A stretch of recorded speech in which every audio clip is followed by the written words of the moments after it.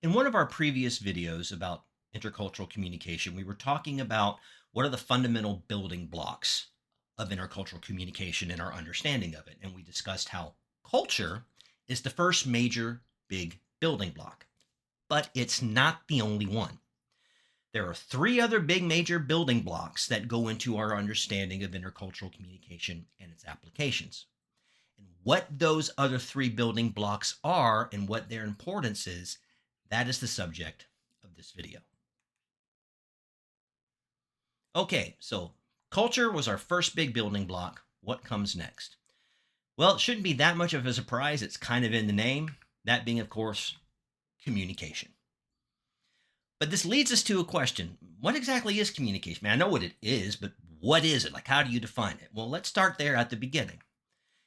What communication essentially is you see a definition here. It's a symbolic process by which meaning is shared and negotiated. Now, what we mean by that, by symbolic process, is communication is it's symbols. Okay, it's like a language is auditory symbols. Symbols are something that stands for something else. What we mean by this, words don't have any inherent meaning.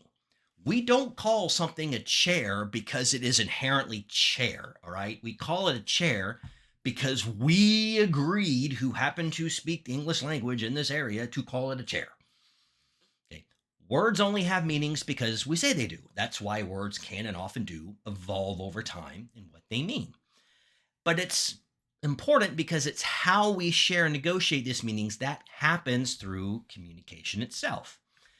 And this comes to something we discussed earlier is communication is so important within intercultural because it is how we share our values. We talked about this with value orientations.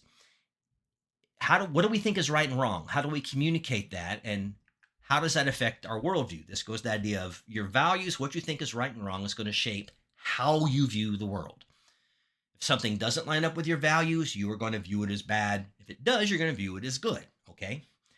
So that's how communication is involved in this and why it's so important. It's really how the values of our culture and how those values impact how we see things is expressed. But how can we break cultures up based on values? Is there any kind of schematic we can use? Well, there's a couple. And so we're going to talk about two of the major ones. The first one is Knockholm and Stolderek's value orientation. And what they're doing here is they break down they have like 5 fundamental value ideas. And basically say all values and within culture are on a pendulum on these 5 things. So you want to think of these 5 things as like the base, and then everything grows out of them. Okay, where you are on one of these base ideas is going to shape everything else above it. Okay, you also want to understand these are not static categories. It's not either your option A or option B. They're on a pendulum. Think of it as they go from like a positive 10 to a negative 10. So you can be in the middle, you can be a little over here, a little over here. So there's not either A or B. Okay, but that's what we're going for here. And their first aspect of value orientation is human nature. Now, what they're talking about here is how does your culture view the inherent nature of human beings?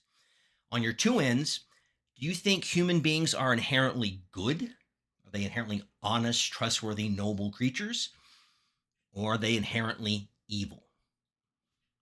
Are we just lying, cheating jerks by our inherent nature? Okay? And those are the two sides there. Because, for example, if you think human beings are kind of more inherently evil, things like criminal justice and locking people up is going to be of major importance. Where if you think they're more inherently good, then maybe you have a justice system that focuses more on rehabilitation, how that might come into play. So, does your society view humans as essentially good or essentially evil, or kind of maybe in the middle, more case dependent? Our next one is what is the relationship of your culture between humans and nature? The two big ends here are humans are there to dominate nature, or that nature dominates humans. All right. If you think that humans dominate nature, your society is going to value things like taking a grassy field that's out there and it's like, that's no, We don't need a field. We need an apartment building there. You're going to really be into building things and trying to bend nature, if you will, to your will. Example of that in the United States, and I used to live not far from there. I went to college at LSU. Is the city of New Orleans. Now, don't get me wrong. I love New Orleans, one of my favorite cities in the United States. But it shouldn't exist because the entire city is below sea level. Okay? The only reason that New Orleans exists is because humans went through and conquered nature. They put in levees and dikes and all these ways of holding the water back so they could build a city technically under sea level. That is a humans dominate nature approach. Whereas in a nature dominates humans approach, you're going to blend yourself more with nature. You're going to let nature decide where things are. You're not just going to build a city here because you want to. It's like, well, is this a good place because of the land? If the answer is yes, then maybe. If it's no, it's like, well, we'll look for someplace else. Okay. Kind of the classic example that often comes a lot of a culture orientation that has a nature over humans is native cultures, like within the United States, the Cherokee, the Arapaho, so forth. Because they moved around with nature. They followed herds of animals. They didn't make them stay where they were. So that's what they're talking about here, this relationship between human nature, between humans and nature. And again, you can be more in the middle, kind of a 50-50, or you can split out towards the ends. Another aspect is what is the preferred personality of your culture, i.e., what personality traits does your culture value? And you tend to see this by who is elevated into leadership and positions of power within the culture. Okay. And again, you're two opposite ends of the spectrum here. One end is doing. You value people who do stuff. All right. They go out and they conquer things and they do things. It's all about getting stuff done. Where at the other end is just being. All right. It's very much into self-awareness and stressing to find your inner peace. Not the best example, but I think it illustrates the point. It's like the difference between a stockbroker who lives in New York City versus a Buddhist monk. One spends all their day doing and taking actions to make money and generate wealth. The other one spends the bulk of their day meditating. Okay. Being versus doing. And in the middle, you have what you might call more of a growing orientation. It's you still do stuff, but you do stuff to grow yourself, not just in wealth, but as far as like inner peace, spirituality, and so forth. You are taking actions to grow as a person. All right. Does that make sense? So those are your orientations there. Then our last one here is the time orientation. Now, the two ends here are what's called, you have monochronic versus polychronic time, but a better way of putting this is your society future oriented or past oriented? All right. A future oriented society is always planning for the future. Everything is about going in the future. It's always we're moving forward. The heck with the past. That's the past. Doesn't matter. Whereas a culture with a past orientation is going to be very big on things like tradition, how the people before us did it. It worked for them. Why change kind of deal. All right. And kind of in the middle here is more of what you might call a present orientation. What's going to work now? I don't care if this will work in 2 weeks. I don't care what was done 2 weeks ago. It's all now. And as you can probably guess, they all have their strengths and weaknesses. But that's the general gist here is, do you have a culture that's always about planning for the future? Or is it all right what's going on now? Or is it very respectful of what has happened in the past? Not just in learning about it, but in using and maintaining that past way of doing things. All right. So this is their value orientation system. And as you can see, coming up from that creates a lot of things and creates a lot of other social institutions. I brought the idea of criminal justice and humanation if you're future oriented, for example, might you have a country that highly stresses preparing for adulthood even when you're 7? Sounds kind of like American education system. That's how that's going to. That's how it's going to manifest. That's what I mean by it will start as a base and then come up and influence other things. But Malcolm and Stolbeck's, their orientation isn't the only one. It's a good one, but there are some people that don't wholeheartedly disagree, but maybe take a little bit of a different tact. And one of the big ones is a guy named Geert Hofstede. Okay. And he has these ideas of value dimensions, which is very similar. It's things that you can look at within a culture that again form a baseline that then up from that spreads all type of cultural markers and ideas. Okay. Just differs a little bit from the other one. So the first thing Hofstede looks at is what he calls power distance and how your society views power distance. And the essential way to put that here is if you have a culture that values high power distance, that is going to mean things like hierarchy are incredibly important. There's a class system. Like, for example, for years in India, there was literally a caste system where you were born into a caste and only certain castes could do certain jobs. And the lowest class was called the untouchables, and they had the jobs nobody wanted. That's high power distance. Okay. Medieval Europe, nobility, peasants, high power distance. Hierarchy is very important. Whereas if you have a country with low power distance, hierarchy is not nearly as big of a deal. And just like as we talked about before, it's not one or the other. You can kind of be somewhere in the middle. Personal opinion, I think America's kind of in the middle somewhere because, I mean, by America, I mean the United States, because we do value hierarchy. We do have positions and promotions. You can get in trouble for like not going through your boss. But at the same token, we have this deep and cultural ideal in the United States. Whether you agree or not, it's irrelevant. Just this tends to be an ideal we have that we express, even if you think it doesn't work. That doesn't matter where you start. You can be anything. That's low power distance, because a high power distance country would say where you start is will highly depend where you can end up. You're born here, you can do this. Don't try to do this. No, you have to do one of these. So that's what power distance is and how it affects things. The simple fact that we have elected officials, that's lower power distance versus like a monarch who gets their power from God by being born. See, difference.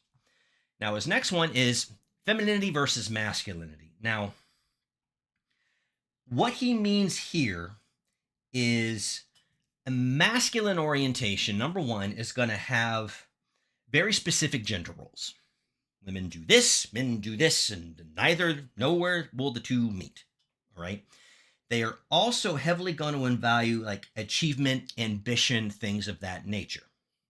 Whereas more of a feminine orientation, that culture is going to be much more about quality of life and supporting people who need help. And they're going to be less big about gender roles. Okay. Those are going to be more fluid. Okay. And again, you're not one or the other. It can change based on various certain things. But that is what they mean by feminine versus masculine. Are you very strong gender roles versus not? And are you all about ambition and getting things done versus more so helping people? Okay, so that's what this aspect is about. Now, our third one is uncertainty avoidance. How comfortable is your culture with uncertainty? Okay. Now, personal opinion. As people, I would say generally we don't like uncertainty. We don't tend to like it. Now, that could just be my cultural view coming out, and I fully admit that.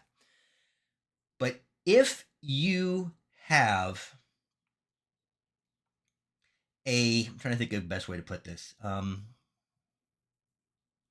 If you are a culture that has a high level of uncertainty avoidance, you hate uncertainty and want to get rid of it as much as you can, you are going to be very big into things like rules.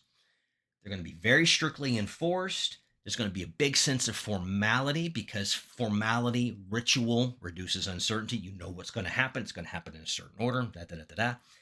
And you're going to also be really big into things like, just planning. That's what I meant to say. Planning, because you plan to prevent uncertainty. It's the rules. Whereas if you're in low uncertainty avoidance, you're much more comfortable with uncertainty and dealing with it and living with that. Well, you're going to accept people breaking the rules more. You're going to accept people expressing dissent more. In high uncertainty avoidance, you don't want to hear dissent because dissent means changing the rules, and the rules work to produce uncertainty, so why change them? Whereas in low uncertainty avoidance, you're like, yeah, maybe we should look at this and change things up. We should blow up the system and try to do something different. Okay, it's also going, and as such, going to be less formal. Again, formality makes predictability. That's why high uncertainty avoidance is going to want it. Low uncertainty avoidance doesn't care. So that's what that is about with uncertainty avoidance. We then have long-term versus short-term orientation. Another place where planning comes in. Is your society all about looking for the future and trying to plan for it? Or is it more about the here and now and what can I get next week? Okay. What does it tend to value?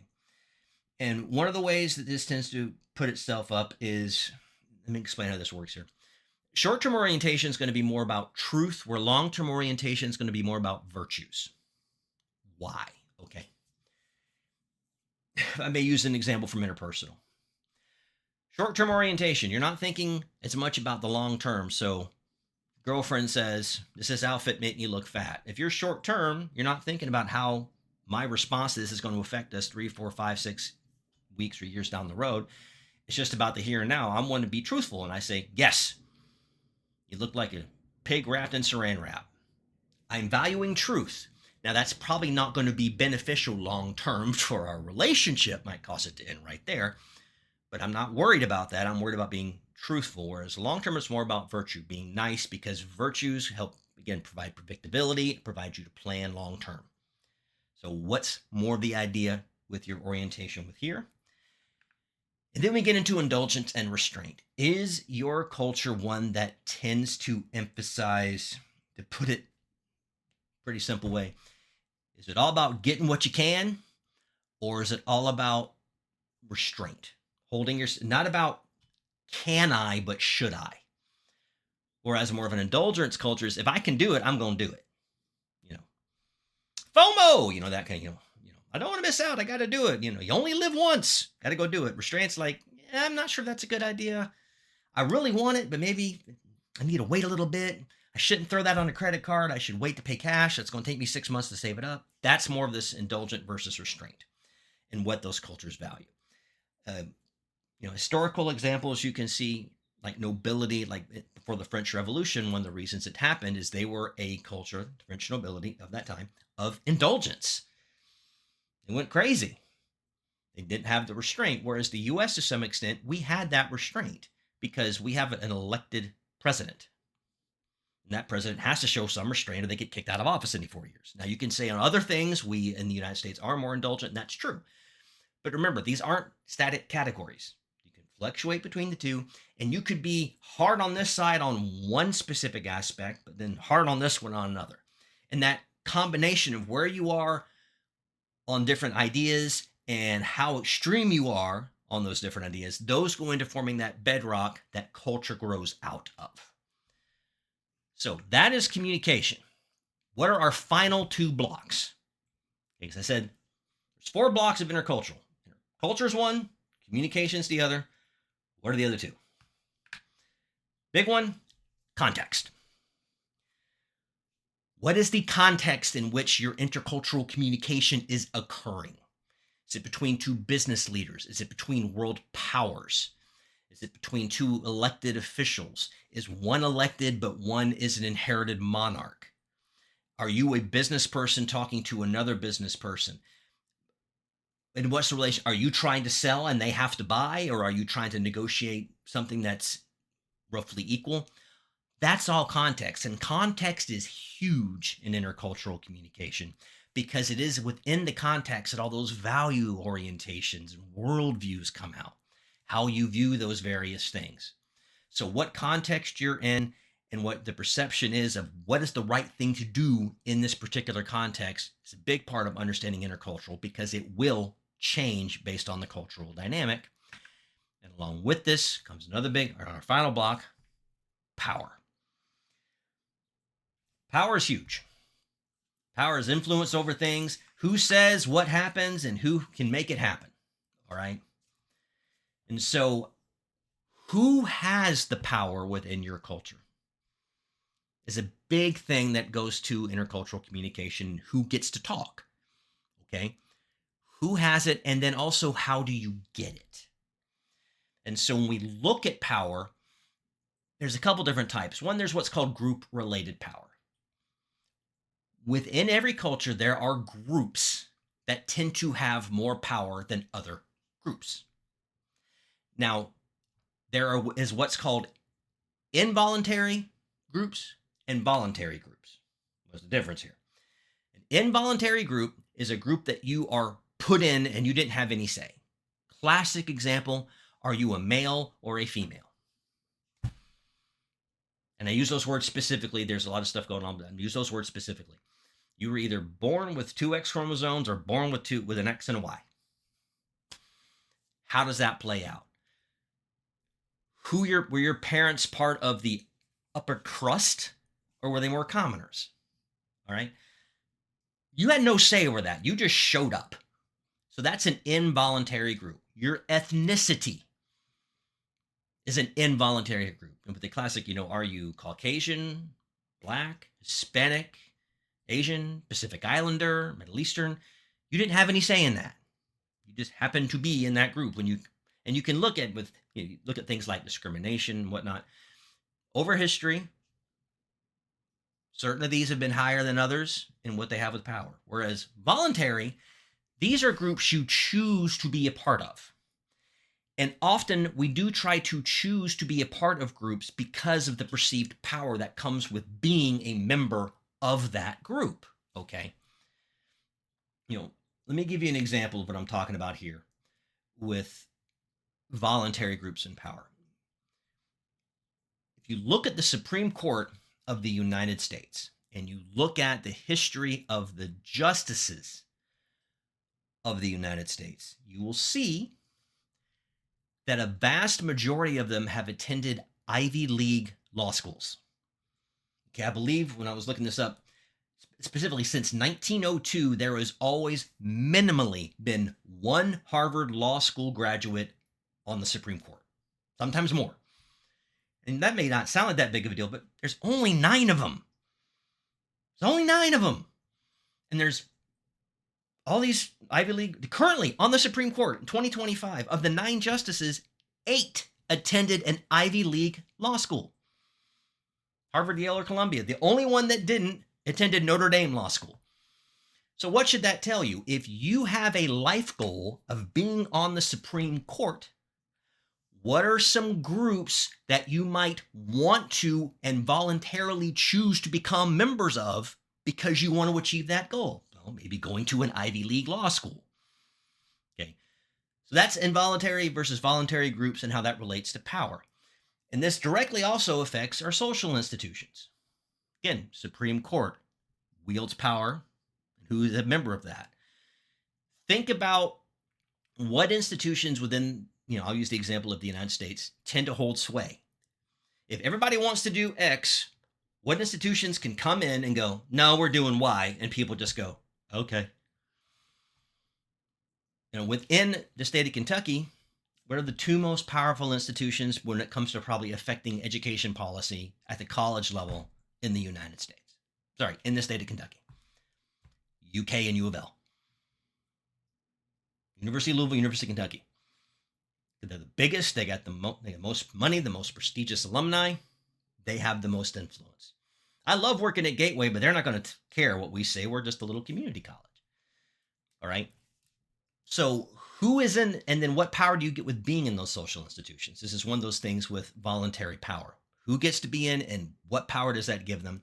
And this affects things down the road. Like, you want to be in the social institution, and I talked about this with the justices. What institutions below that support that institution? And how do you get in? Who picks who gets in? Who sets those standards? Because if you have to, for example, go to an Ivy League law school to get to the Supreme Court,